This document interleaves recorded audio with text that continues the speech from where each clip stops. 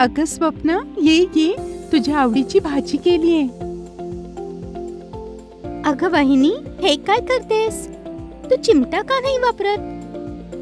अगं नाही, जेव्हापासून मला कुष्ठरोग झालाय तेव्हापासून मला गार गरम काही कळतच नाही.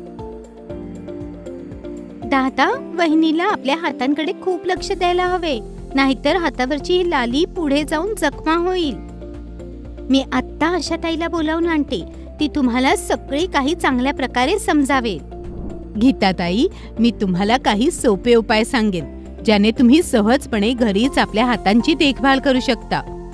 सगळ्यात आधी तर आपल्या हातांना रोज तपासून पहा की यावर काही लाली, सूज, भेगा किंवा जखम आहे किंवा नाही.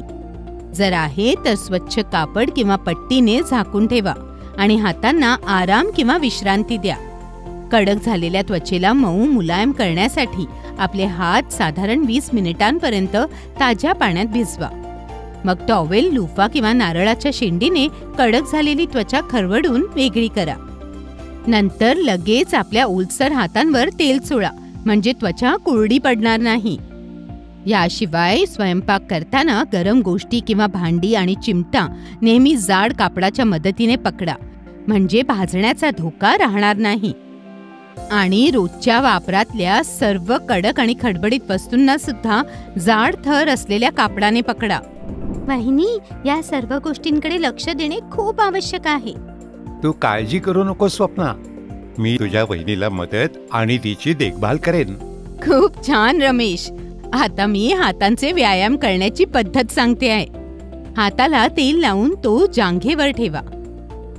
त्यावर आपला दुसरा हात ठेवून हळूहळू पुढे ढकला आणि वाकलेली बोटे होईल तेवढी सरळ करा. हा व्यायाम रोज 3 वेळा करायचा आहे. काय या सर्व उपायांनी माझी बोटे ठीक होतील ताई? गीता, तुम्ही काळजी करू नका. ही जी तुमच्या हाताची बोटे वाकडी आहेत ती ऑपरेशनने ठीक होऊ शकतात. खरंच ताई? ताई, तुमचे खूप खूप आभार. तुम्ही आम्हाला योग्य मार्ग दाखवलात. जो स्वतःची देखभाल करतो तो विकलांगतेपासून वाचतो.